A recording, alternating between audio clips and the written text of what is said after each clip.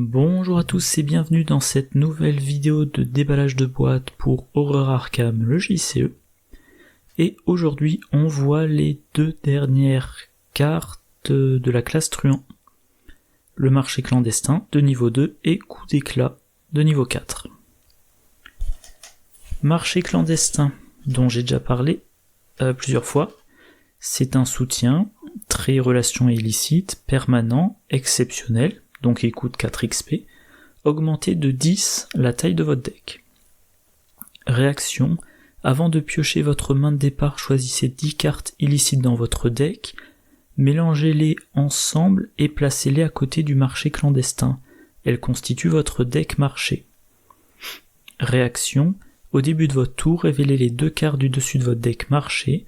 Vous avez le droit de dépenser une ressource pour piocher une de ces 2 cartes. Placez là où les cartes restantes sous le deck marché dans n'importe quel ordre. Alors la carte rappelle connaissance ancestrale, un hôte permanent exceptionnel qui permet d'augmenter la taille du deck de 5 et qui également met 5 cartes de côté. Et qui ensuite va fournir une façon de récupérer ces 5 cartes. Donc là aussi, avec le marché clandestin, vous augmentez le nombre de cartes dans votre deck, mais votre pioche ne change pas de taille, vu que vous avez 10 cartes en plus, mais vous avez 10 cartes de côté. Et ces 10 cartes-là, vous allez pouvoir les piocher. Comment ? Au début de chacun de vos tours, vous révélez les 2 du dessus, et vous pouvez en prendre une pour une ressource. Vous pouvez pas prendre les 2. Donc si les 2 vous intéressent, vous n'en prenez qu'une, et l'autre, vous la mettez en dessous de la pile, et elle reviendra plus tard. Voilà, ça vous coûte des ressources pour piocher, mais vous êtes dans la classe des truands.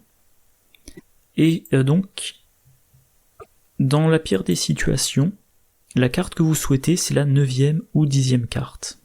Donc vous la verrez, dans le pire des cas, à votre 5e tour. Alors que si elle était dans votre pioche, il faudrait l'attendre, faudrait piocher, je dirais à la louche, 27 fois. Bon. Donc vous aurez vos cartes illicites plus rapidement. Et ça fait penser un peu à s'en tenir au plan des gardiens, qui pouvaient mettre 3 événements tactiques et ou ravitaillement dessous pour les avoir lors des 3... qu'il pouvait y avoir accès à n'importe quel moment de la partie, un max par round, sans avoir à payer, simplement en inclinant sans tenir au plan. Oui, donc dans le pire des cas, vous avez vos 10 cartes. Vous voyez la dernière au 5e tour. Mais comme à chaque tour, il y en a une des 2 que vous ne prenez pas, voire les 2, au bout de 5 tours, votre pile marché n'est pas vide. Partons du principe qu'à chaque tour, vous arrivez à acheter une des 2 cartes, avec la ressource de l'entretien précédent. Ça veut dire qu'au 6e tour, vous avez une pile de 5 cartes. Que je m'embrouille pas. Au 5e tour, il y a 5 cartes. Vous en choisissez une des 2. Il en reste 4.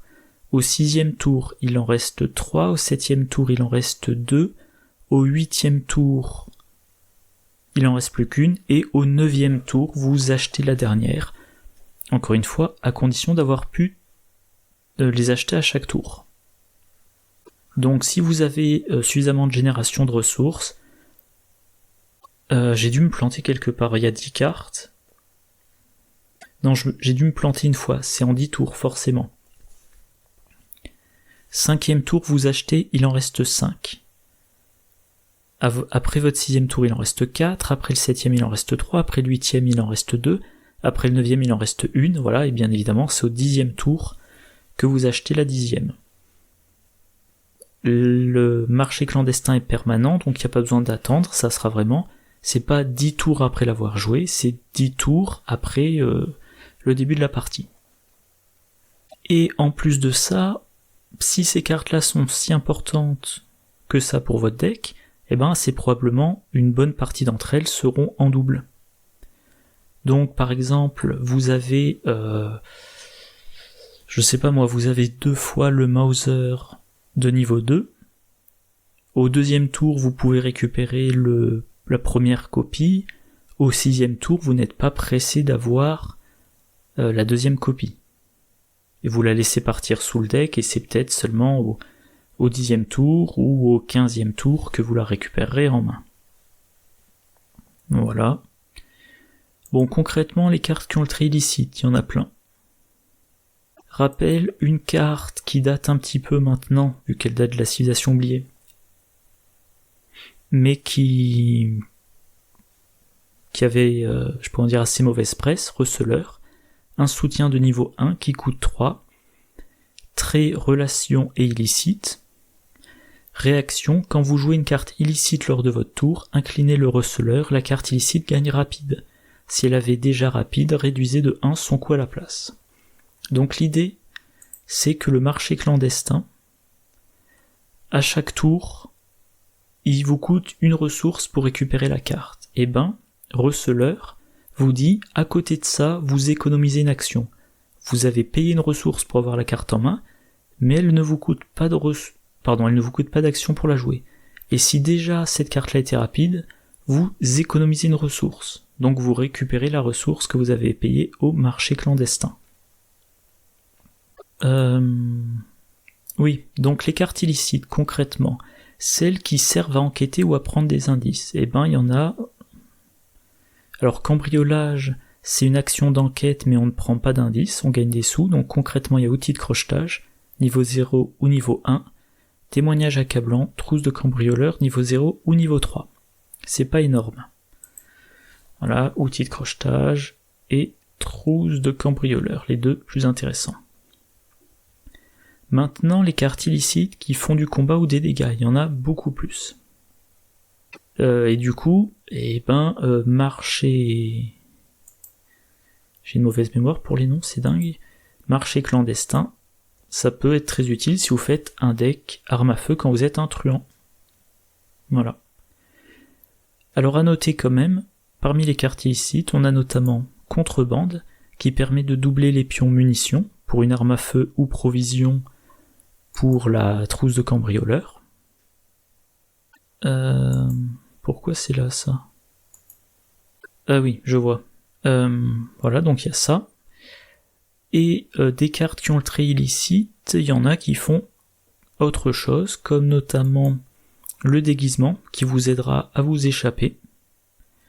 Donc si vous faites un fameux deck qui échappe aux ennemis pour être meilleur pour les combattre par la suite, parmi vos 10 cartes, vous mettrez probablement 2 copies de déguisement. Il y a le combat déloyal, qui vous permet, après avoir échappé, que vous ayez eu besoin d'un test ou pas, après avoir échappé à un ennemi, vous pouvez effectuer une action de combat.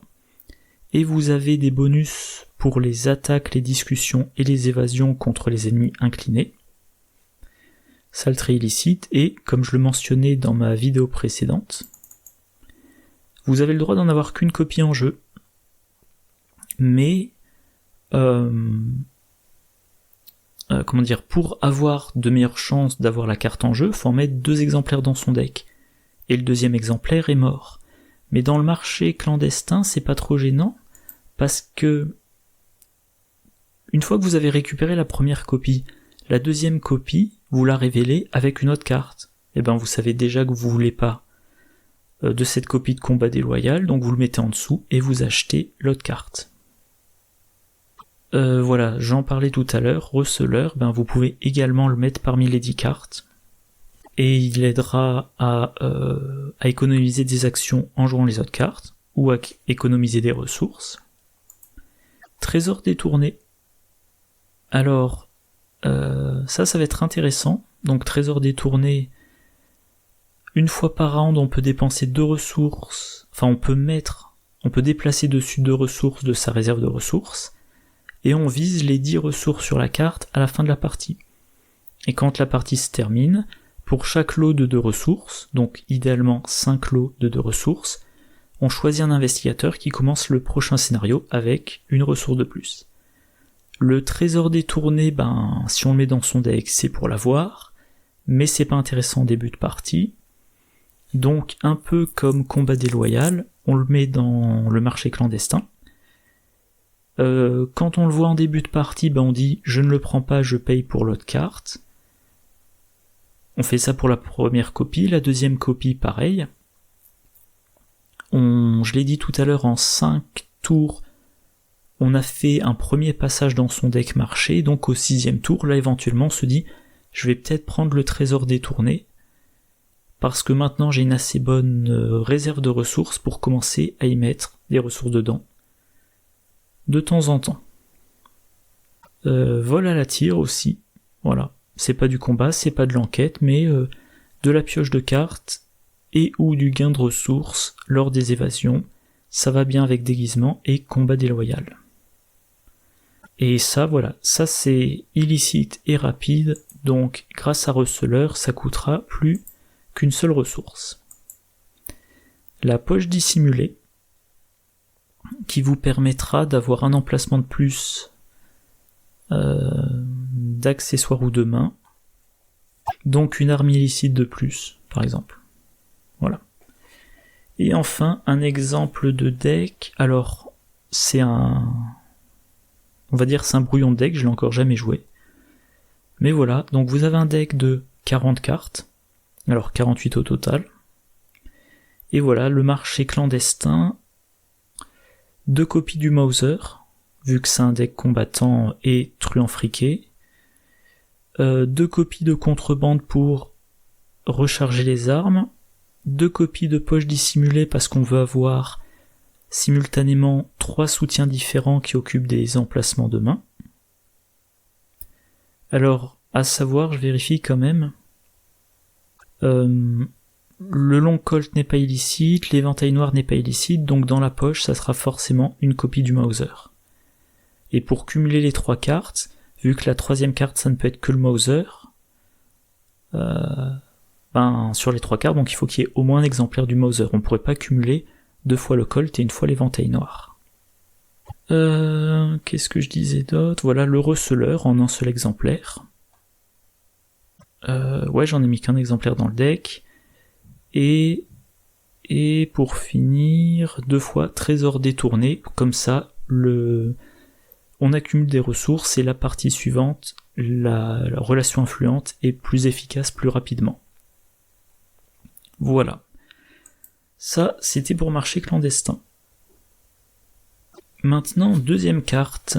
Ah oui, je vais quand même mentionner le marché clandestin, de nouveau. Quelques commentaires. Donc deuxième carte, coup d'éclat. Un événement de niveau 4 qui coûte 0, très stratagème et ruse, rapide, à jouer uniquement lors de votre tour. Pour chaque ennemi non nué incliné dans votre lieu, choisissez une option différente. Ah, j'avais raté le différente. Oui. Donc pour chaque ennemi non nué incliné dans votre lieu, choisissez une option différente.